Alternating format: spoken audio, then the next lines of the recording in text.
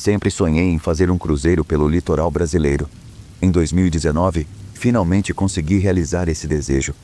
O navio era enorme, com piscinas, restaurantes luxuosos e atividades o dia inteiro. Eu estava encantado, mas havia algo que me incomodava desde o primeiro dia. Um homem que eu via em todos os lugares. Ele não parecia pertencer ao ambiente. Enquanto todos usavam roupas leves e coloridas, ele estava sempre de terno preto. Tinha um ar antigo, como se tivesse saído de uma fotografia da década de 1920. O que mais me intrigava é que ele nunca interagia com ninguém. Apenas caminhava pelos corredores ou ficava parado perto das janelas, olhando para o mar. Na terceira noite, resolvi perguntar sobre ele para um dos funcionários. O garçom que me atendia no jantar fez uma expressão estranha ao ouvir minha descrição. "Senhor, não temos nenhum passageiro assim a bordo. Você deve estar enganado." Achei que era uma desculpa, talvez para não incomodar os outros passageiros, mas aquilo ficou na minha cabeça. Na noite seguinte, durante uma das festas no deck principal, eu o vi novamente. Ele estava afastado da multidão, encostado na grade e olhando para o mar. Criei coragem e me aproximei. "Com licença, você está bem?" perguntei. Ele se virou devagar. Seu rosto era pálido e seus olhos, profundamente escuros, me encararam com uma intensidade desconfortante. Por um momento, achei que ele não fosse responder. Mas então ele falou: "Você não deveria estar aqui." "Como assim?" perguntei confuso. "Volte para o seu quarto, agora." Sua voz era baixa, mas havia uma autoridade nela que me fez obedecer. Voltei para minha cabine sentindo um peso no peito. Passei a noite acordado, ouvindo os barulhos do navio e pensando no que ele quis dizer. Na manhã seguinte, um alarme de emergência soou. Todos os passageiros foram orientados a ir para os botes salva-vidas. Havia algo errado com o navio, mas os tripulantes não davam detalhes. Enquanto esperava para embarcar no bote, vi o homem novamente. Ele estava no alto de uma escadaria, olhando para mim. Antes que eu pudesse fazer qualquer coisa, ele apontou para algo atrás de mim. Virei-me e vi uma mulher desorientada, prestes a cair da borda do deck. Corri para segurá-la e consegui puxá-la de volta. Quando olhei de volta para a escadaria, o homem não estava mais lá. Foi só depois que chegamos em terra firme que soubemos o que havia acontecido. Um vazamento de combustível quase causou uma explosão no navio. Felizmente, todos foram evacuados a tempo. Perguntei sobre o homem ao capitão e a outros tripulantes, mas nenhum deles sabia de quem eu estava falando. Meses depois, ao organizar as fotos da viagem, encontrei uma que me deixou arrepiado. Era uma imagem do salão principal, cheia de passageiros sorrindo e dançando. No fundo, perto de uma janela, estava ele, o homem de terno preto, olhando diretamente para a câmera. Nunca mais fiz um cruzeiro.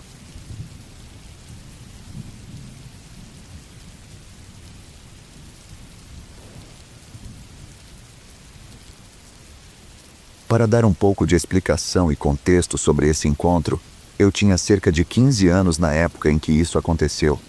Estava acampando no meio do nada com minha família e parte da minha família estendida. Minha tia, tio e primos. Eu era a criança mais velha no trailer, então você pode imaginar como era frustrante não ter ninguém para fazer as besteiras que eu fazia naquela época. Com uma diferença de 2 anos entre mim e os mais novos, foi quase como alcançar o nirvana quando cheguei ao acampamento e conheci outros adolescentes.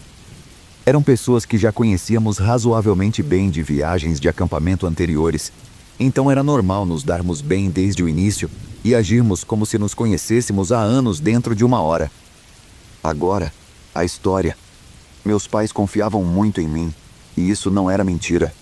Eu gostava de me divertir, mas gostava igualmente de voltar para o jantar na hora certa. Então, quando eu passava o dia todo com outras pessoas do acampamento, eles não pensavam muito nisso.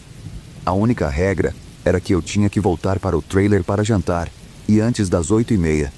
Então imagine, um grupo de 6 adolescentes, com idades entre 15 e 16 anos, no meio da floresta sem supervisão de adultos durante a maior parte do dia. Um prato cheio para o sucesso. Mas, nesse dia específico, Encontramos uma trilha estreita de veado que não havíamos descoberto nos 2 anos anteriores que estivemos lá. Pensando bem, não parecia exatamente uma trilha de veado. Ela serpenteava por uma parte muito densa do matagal, com cerca de 30 centímetros de chão livre e pouco mais de 1 metro sem galhos acima. Era algo realmente difícil de notar no meio do matagal, a menos que você estivesse procurando muito ou soubesse onde estava. Exploramos rapidamente, marcamos com um galho quebrado na entrada e logo esquecemos. Exceto que eu não esqueci dessa trilha especial. Naquela noite, enquanto estávamos jantando, um dos adultos sugeriu que jogássemos uma espécie de pique-esconde na floresta. À noite, nem todos estavam totalmente a favor dessa ideia, mas, no geral, a maioria decidiu que faríamos isso. Todos receberam uma lanterna e foram divididos em equipes. Para quem não sabe o que é esse jogo, aqui vai uma explicação. Todos recebem uma lanterna e são divididos em 2 grupos. É basicamente uma espécie de pega-pega com lanternas, mas com um detalhe. À medida que você pega as pessoas, precisa identificar corretamente quem elas são. E se conseguir, elas se juntam aos caçadores. A última pessoa que sobrar ganha um prêmio, tipo uma barra de chocolate. Era assim que jogávamos. Na primeira rodada fui colocada no grupo dos fugitivos que eram perseguidos pelos caçadores. Tínhamos 5 minutos de vantagem para correr, subir em árvores, fazer o que quiséssemos para evitar os caçadores. Normalmente, eu subia em árvores, mas isso nunca dava certo como esconderijo vencedor. Então, para tentar ganhar dessa vez, decidi usar um método infalível. E o esconderijo era aquela trilha escondida no matagal. Levei quase todo o tempo de vantagem só para encontrar o lugar, porque ele era muito bem escondido e fora do caminho. Enquanto passava por outros esconderijos, ouvi sussurros abafados entre irmãos questionando minhas ações, como o som de asas de pássaro se ajeitando. Devo dizer que tenho uma audição excelente. Meus ouvidos são meu maior trunfo nesse jogo. Mas, quando finalmente cheguei ao local, ouvi o breve som de uma buzina de ar anunciando que os 5 minutos tinham acabado. Mergulhei de cabeça na pequena trilha no matagal, me arrastando de mãos e joelhos até estar mais ou menos na metade, me abaixando como um pássaro enorme e deformado. Os caçadores fizeram uma varredura inicial pelas trilhas, procurando por pessoas óbvias ou que tentavam mudar de esconderijo. Quando chegaram ao final do túnel, voltaram. Tentei me reposicionar e rastejar mais fundo no caminho. De alguma forma, acabei encontrando uma trilha ainda mais escondida. Sem querer, me enfiei ainda mais fundo no túnel. E em vez de encontrar um beco sem saída, encontrei um pequeno espaço aberto. Eu nunca vou descrever exatamente o que encontrei lá. Me desculpem, mas simplesmente não consigo. Era uma mulher jovem, nua, coberta de cortes e facadas, na posição fetal. Seus olhos vidrados pareciam olhar diretamente através de mim. Não vou além disso. Eu estava apavorada demais para gritar e congelei, enquanto manchas escuras e avermelhadas se formavam no meu jeans. Fiquei ali, imóvel, como uma estátua, por horas. Ou pelo menos foi o que pareceu. E então, ouvi alguém se aproximando pelo mesmo caminho. Você já ficou tão assustado que, por um momento insano, realmente considera fazer algo incrivelmente estúpido como uma opção viável para escapar? Esse foi um desses momentos. Soltei um gemido curto e trêmulo e comecei a me mover.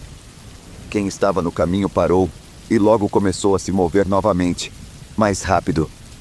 Ouvi sua respiração ofegante e irregular. Um homem. E ele se aproximava cada vez mais. Por algum milagre, ele não viu o caminho que levava ao espaço onde eu estava. Ouvi-o passar, arrastando algo pesado e desajeitado. Houve sons de metal se chocando e tentativas de abafar os ruídos. Ele murmurou um palavrão, e eu explodi do túnel como uma bala disparando de um cano. Barulhos altos e o som de folhas quebrando estavam ao meu redor, enquanto ouvia a respiração do homem e seus passos acelerando atrás de mim. Cheguei à trilha principal gritando por socorro. Os rostos confusos das pessoas se viraram para mim, e acho que alguém gritou meu nome. Voltar para o acampamento foi fácil, mas explicar o que aconteceu foi muito mais difícil. Quando consegui contar, houve um silêncio profundo entre os adultos. A polícia foi chamada e minha mãe e tia correram gritando pela trilha, chamando os outros adolescentes para voltarem. Em 30 segundos, todos estavam de volta ao acampamento. A polícia encontrou um homem na floresta, segurando uma faca. Perto dele, havia um saco de lixo preto com várias ferramentas afiadas, algumas manchadas de sangue seco. Ainda tenho pesadelos, em que o homem me persegue e, às vezes, me alcança.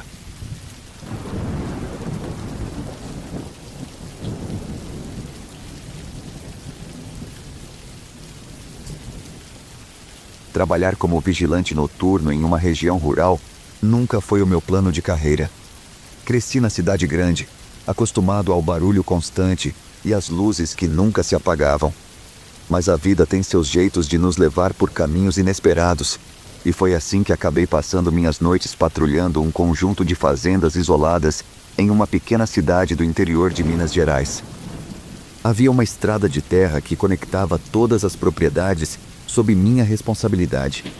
Eu dirigia calmamente de um ponto ao outro, verificando cercas, portões e qualquer sinal de intrusão. Era um trabalho solitário, mas eu não me importava. As noites eram silenciosas e, na maior parte do tempo, tranquilas. Porém, uma dessas propriedades sempre me deixava desconfortável: a casa no fim da estrada. Era uma construção antiga, com janelas pequenas e pintura descascada, cercada por um bosque denso. A família que ali morava havia se mudado meses antes, deixando a casa vazia. Meu chefe pediu que eu incluísse o local na minha ronda, garantindo que ninguém a invadisse ou vandalizasse. Na minha primeira visita à casa, senti um arrepio ao abrir o portão de metal enferrujado. O vento parecia mais gelado ali, e o som das folhas se movendo era quase sufocante. Caminhei ao redor da propriedade, verificando portas e janelas. Tudo estava em ordem, mas não consegui me livrar da sensação de que estava sendo observado. As noites seguintes foram semelhantes. Sempre que me aproximava da casa, meu coração acelerava. A luz da minha lanterna parecia fraca demais para penetrar a escuridão ao redor, e eu não podia evitar olhar por cima do ombro repetidamente. Em uma noite, jurei ter visto uma luz fraca em uma das janelas do andar superior, mas quando subi para investigar, o lugar estava vazio. Foi na minha terceira semana de rondas que as coisas mudaram. Era uma noite sem lua, e a escuridão era quase absoluta. Quando cheguei à casa no fim da estrada, percebi algo diferente. A porta da frente estava entreaberta. Meu estômago se revirou. Tinha certeza de que a trancara na noite anterior. Saí do carro com a lanterna em uma mão e o cacetete na outra. Chamei em voz alta, perguntando se havia alguém ali, mas não obtive resposta. Com cautela, empurrei a porta e entrei. O cheiro de mofo e madeira velha era mais forte do que nunca. Os cômodos estavam empoeirados e abandonados, exatamente como eu lembrava. Então ouvi o som. Era um choro baixo, quase um lamento, vindo do andar de cima. Meu coração disparou, e cada instinto em mim gritava para sair dali. Mas algo me impeliu a continuar. Talvez fosse o senso de dever, ou pura curiosidade, mas comecei a subir as escadas, um degrau de cada vez. O som me levou a um dos quartos no fim do corredor. A porta estava entreaberta, e eu podia ver uma luz fraca tremeluzindo no interior. Empurrei a porta com cuidado e entrei. O quarto estava vazio, exceto por uma vela acesa no chão e um bilhete ao lado dela. No bilhete estava escrito: "Você finalmente chegou. Agora podemos começar." Antes que eu pudesse reagir, a vela se apagou, mergulhando o quarto na escuridão. Senti um movimento rápido ao meu redor, como se algo tivesse passado por mim. Liguei a lanterna, mas não havia nada ali. Apenas o quarto vazio e o bilhete agora rasgado em dois. Saí da casa o mais rápido que pude e relatei o incidente ao meu chefe. Ele prometeu enviar outro vigilante comigo na noite seguinte para verificar o lugar, mas algo me dizia que aquilo não seria suficiente. Na noite seguinte, levei meu colega, Carlos, comigo. Ele era um cara robusto e descontraído, e fez piadas durante todo o caminho até a casa no fim da estrada. Mas quando chegamos lá, até ele ficou em silêncio. A atmosfera parecia diferente, mais pesada. Caminhamos pela propriedade juntos, verificando todos os cômodos. Tudo estava quieto, sem sinal de velas ou bilhetes. Carlos riu e sugeriu que eu estivesse apenas imaginando coisas. Mas enquanto saíamos, ambos ouvimos o mesmo som, o choro baixo, vindo do andar de cima. Carlos olhou para mim, sua confiança desaparecendo. Subimos juntos, seguindo o som até o mesmo quarto. A porta estava fechada desta vez, mas o som era inconfundível. Ele contou até 3 antes de empurrar a porta com força. O quarto estava vazio, mas desta vez havia algo diferente.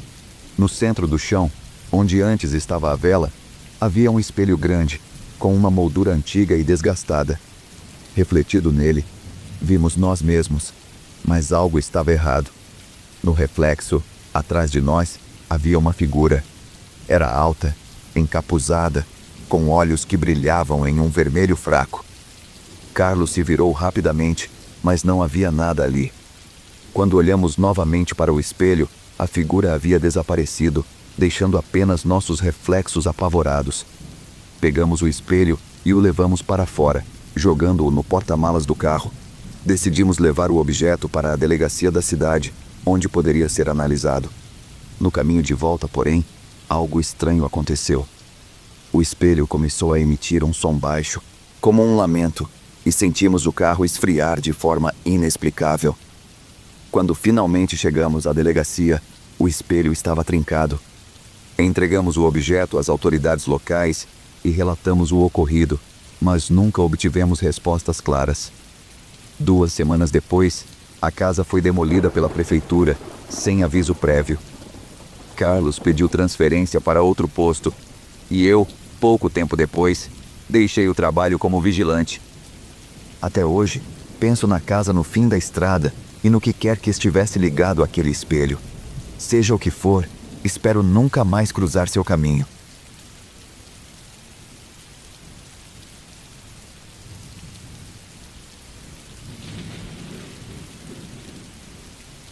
Em 2021, decidi visitar minha avó em uma pequena cidade no interior de Minas Gerais. Fazia anos que não ia para lá e queria passar um tempo com ela antes que a idade começasse a cobrar seu preço. A cidade era cercada por montanhas e florestas e sempre me pareceu um lugar pacato e seguro. Na segunda noite da minha estadia, minha avó me contou sobre uma trilha que passava por um riacho e levava a uma antiga ponte de pedra, construída no século XIX. Era um lugar que eu costumava explorar quando criança, mas que, segundo ela, estava abandonado e pouco visitado. Decidi que no dia seguinte faria o passeio para reviver as memórias. Amanheceu nublado, mas não parecia que ia chover. Peguei minha mochila, coloquei água e um lanche e parti. A trilha começava logo atrás da casa da minha avó e se perdia na vegetação densa. O som dos pássaros e do riacho ao longe era calmante, e caminhar ali trouxe uma sensação de nostalgia. Tudo parecia igual ao que eu lembrava, mas algo me incomodava. Era como se estivesse sendo observado. Depois de quase 1 hora de caminhada, cheguei à ponte. Ela estava mais desgastada do que eu esperava, com pedras faltando e musgo cobrindo boa parte de sua superfície. Sentei-me em uma das extremidades para comer meu lanche e descansar. O riacho corria calmamente e por alguns momentos me senti completamente em paz. Foi então que ouvi um estalo vindo da mata, como se alguém tivesse pisado em um galho seco. Olhei ao redor, mas não vi nada. Tentei ignorar e continuei ali, mas o som se repetiu, dessa vez mais próximo. "Tem alguém aí?" perguntei, tentando soar confiante, mas minha voz saiu trêmula. Nenhuma resposta. Apenas o barulho do riacho. Decidi que era hora de voltar. Peguei minha mochila e comecei a caminhar de volta pela trilha. O silêncio agora parecia opressor, como se a floresta tivesse prendido a respiração. A cada poucos passos, ouvia algo se movendo às minhas costas, mas sempre que olhava, não havia nada. Meu coração batia acelerado e meu passo foi ficando cada vez mais rápido. Quase correndo, finalmente avistei a casa da minha avó. Entrei e tranquei a porta, ofegante. Quando ela me viu naquele estado, perguntou o que tinha acontecido, mas eu não quis preocupá-la. Disse apenas que não estava acostumado a caminhar tanto. Naquela noite, enquanto tentava dormir, ouvi um barulho estranho vindo de fora. Parecia algo arranhando a janela. Levantei devagar e afastei a cortina. Não havia nada ali, apenas o reflexo do meu rosto no vidro. Mas quando apaguei a luz, juro que vi algo se mover rapidamente na escuridão. No dia seguinte, contei o que tinha visto para um vizinho da minha avó. Ele franziu a testa e me perguntou se eu tinha passado pela ponte. Quando confirmei, ele suspirou e disse: "Reza a lenda que aquele lugar é amaldiçoado. Quem vai lá sozinho sempre volta com a sensação de estar sendo seguido. Alguns dizem que é o espírito de um homem que morreu tentando atravessar a ponte numa enchente. Outros acham que é algo mais antigo, que habita a floresta." Eu ri nervosamente, mas não consegui tirar as palavras dele da cabeça.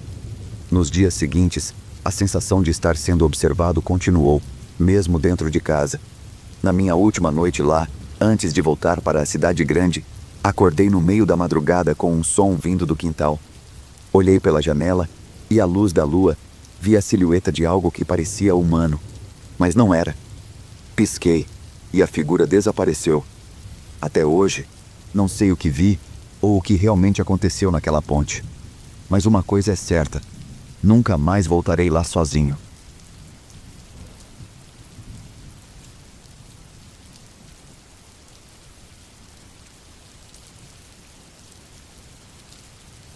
Há alguns anos, durante uma viagem ao interior de Goiás, eu e 2 amigos decidimos explorar uma antiga igreja abandonada que ficava nos arredores da cidade.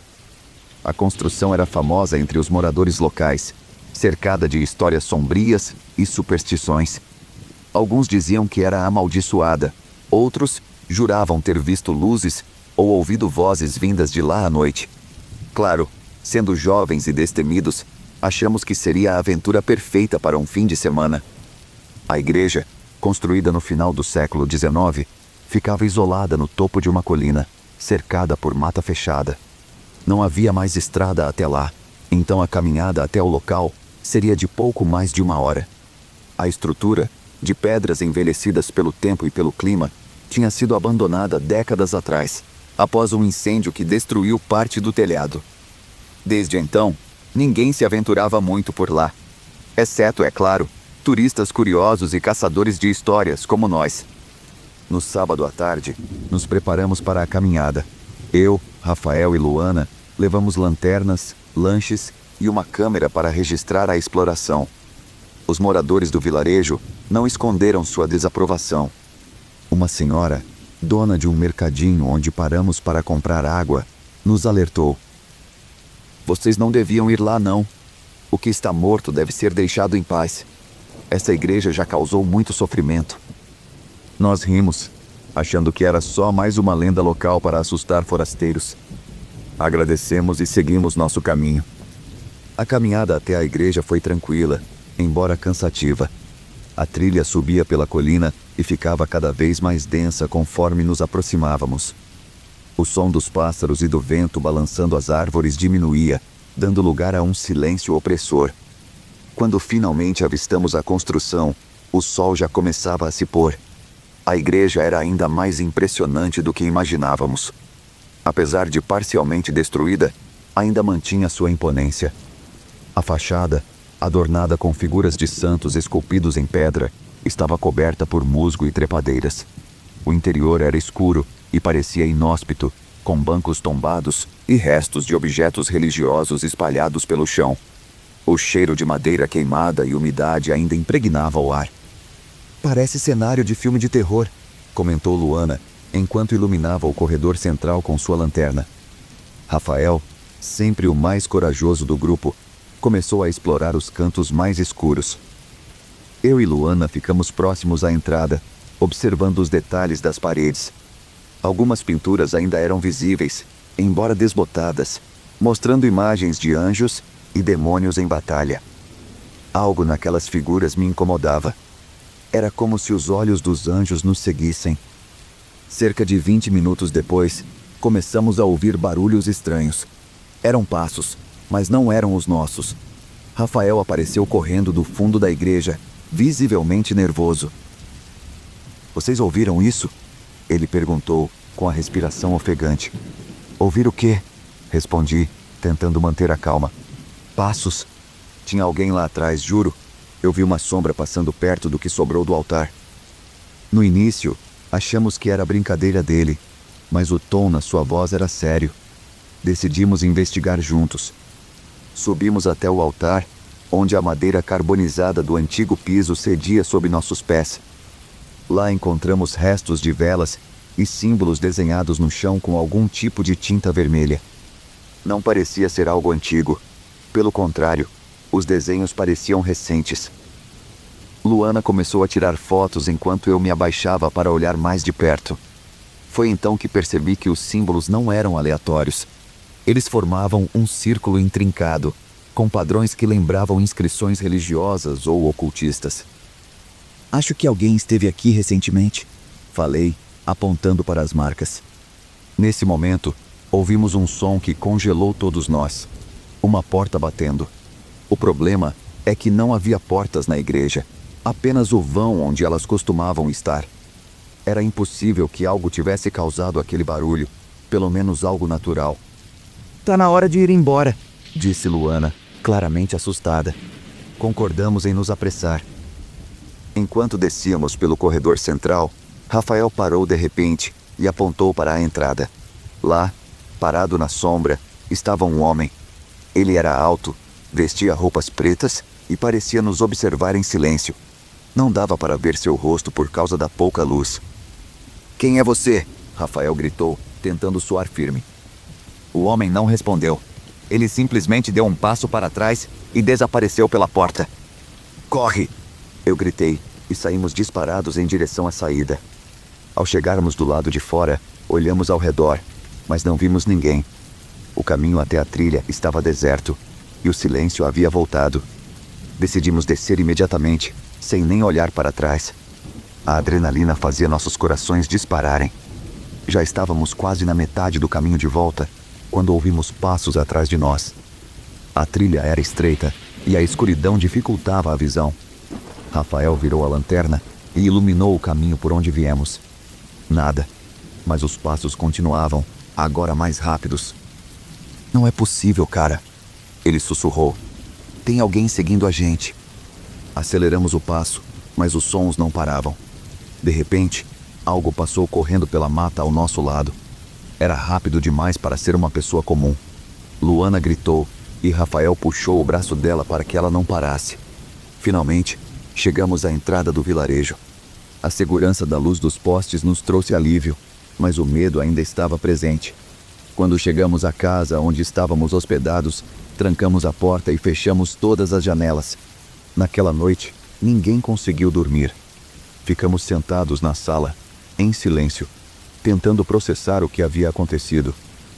Quem era o homem na igreja? E o que eram aqueles símbolos no altar? No dia seguinte, fomos embora mais cedo do que o planejado. Não queríamos passar mais nenhuma noite naquela cidade. Algumas semanas depois, Rafael me ligou. Ele havia revelado as fotos que Luana tirou na igreja e queria me mostrar algo estranho. Quando nos encontramos, ele me mostrou uma das fotos do altar. No canto da imagem, quase imperceptível, havia uma figura encapuzada, olhando diretamente para a câmera. Ela não estava lá enquanto estávamos explorando. Desde então, nunca mais falamos sobre o assunto. A experiência foi suficiente para me afastar de qualquer tipo de aventura em lugares abandonados. Seja lá o que encontramos naquela igreja, espero que tenha ficado lá para sempre.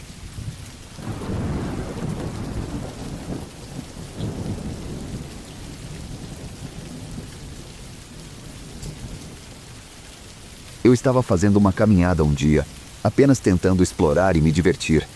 Era o que eu fazia no meu tempo livre, porque nunca fui muito fã de ficar dentro de casa. Às vezes, eu me perguntava se a maioria das pessoas sabia o quanto havia para explorar por aí. Eu sempre conseguia encontrar um lugar novo para explorar e procurar coisas. Minha família morava no meio do interior. Havia muitas propriedades naquela área e poucas casas. Assim, eu podia sair em busca de coisas o tempo todo e sempre encontrava algo novo. Era outono quando saí para explorar e o dia estava um pouco frio. O céu estava nublado com nuvens escuras se movendo rapidamente. Ainda assim, não havia sinal de chuva, e eu não estava preocupado em me molhar. Eu tinha ido mais longe do que de costume. Precisava ser cuidadoso, porque havia cercas elétricas e algumas de arame farpado por ali.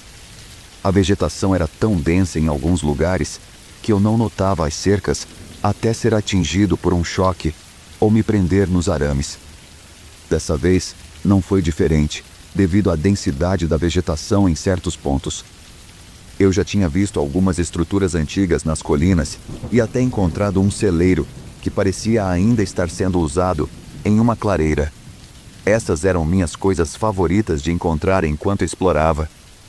Sempre me perguntava quando elas eram usadas e para quê. Dessa vez, já estava fora há um bom tempo. O clima que descrevi era meu tipo favorito, então eu não estava nem pensando em voltar cedo. Queria aproveitar o máximo possível. De repente, ouvi um barulho muito estranho. Não era como nada que eu já tivesse escutado antes.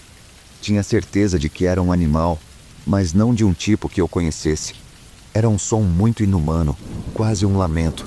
Segundo meus pais, não havia animais perigosos nas colinas onde morávamos. Então, decidi investigar o som.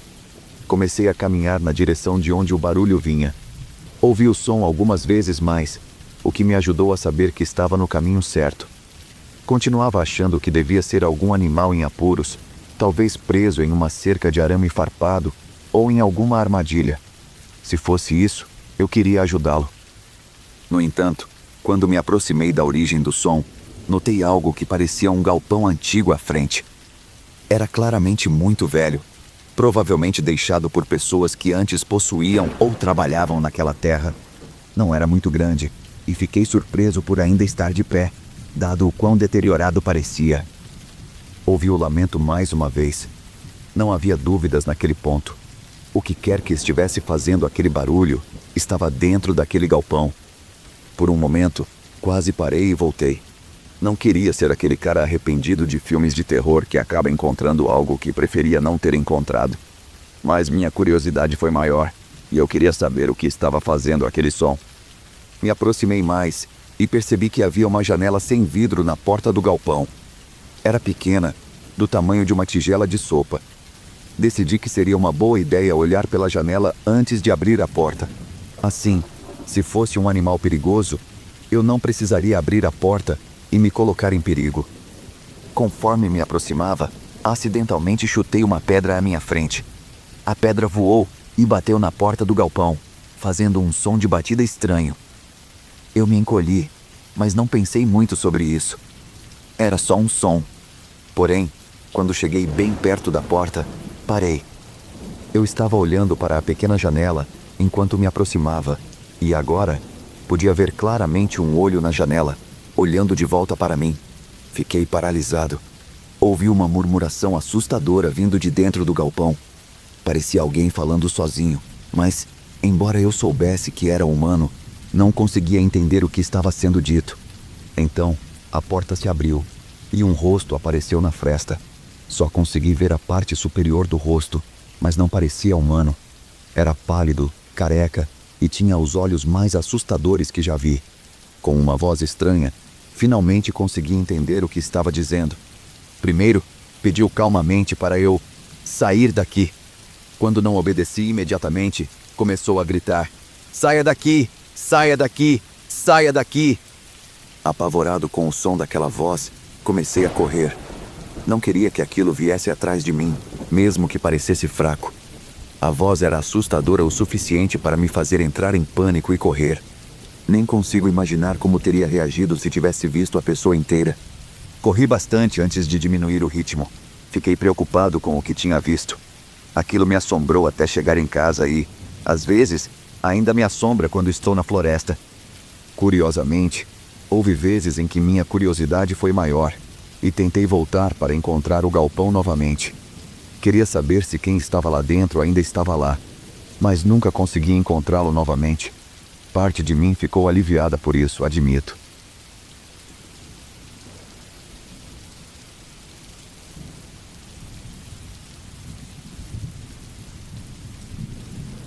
Eu nunca recebia muitas cartas quando era mais jovem, e ainda morava com meus pais.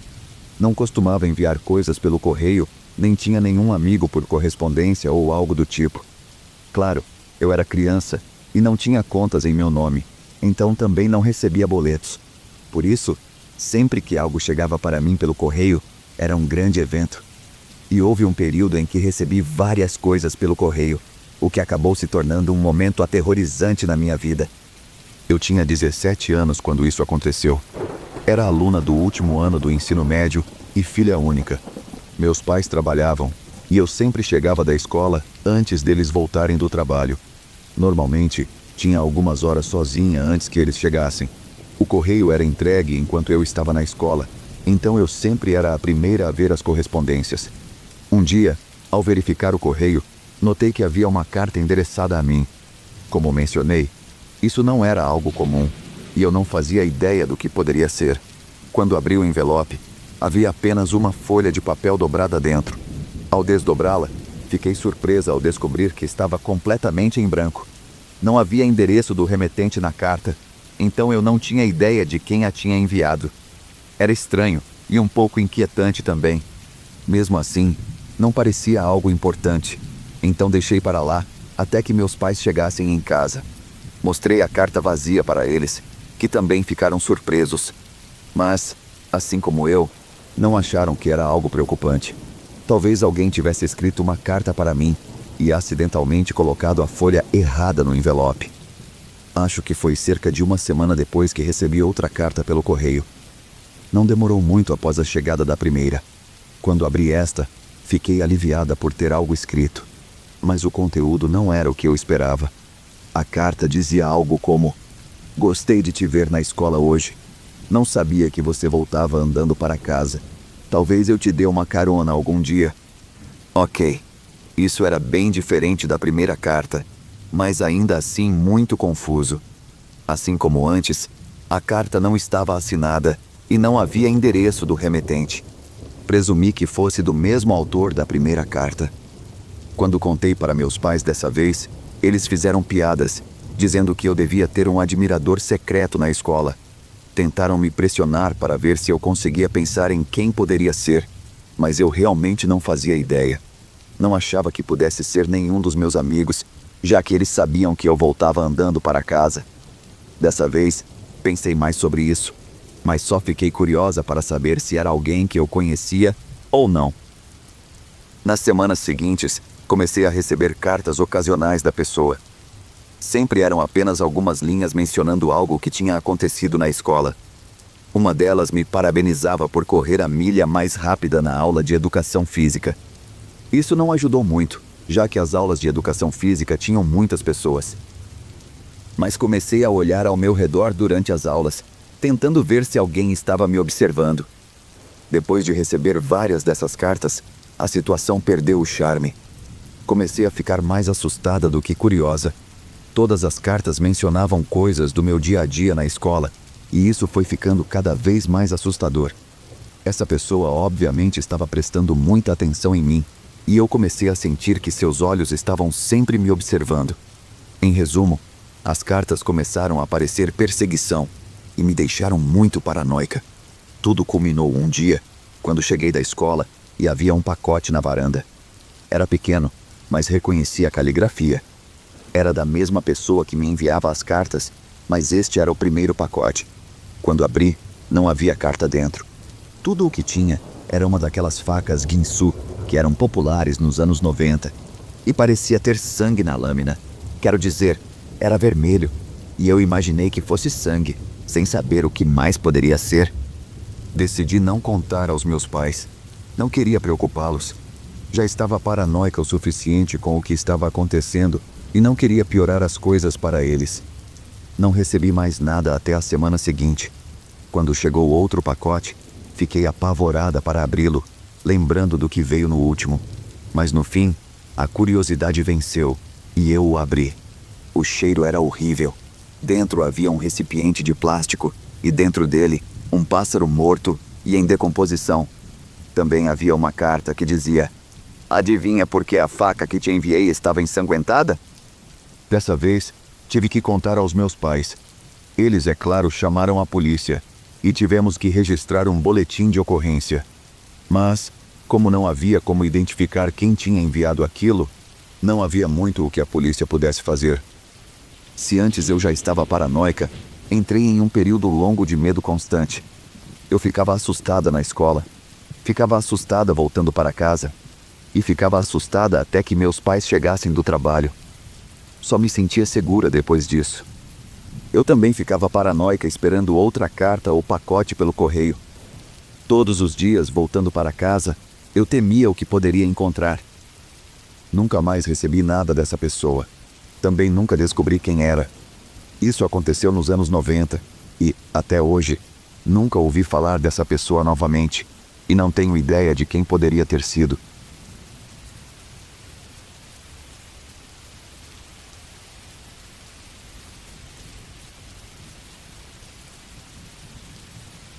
Na minha adolescência, eu sempre quis ter um carro.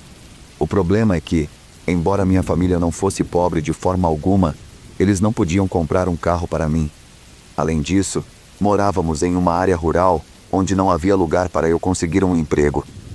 Meus pais trabalhavam muito, então não tinham tempo ou disponibilidade para me levar e buscar do trabalho.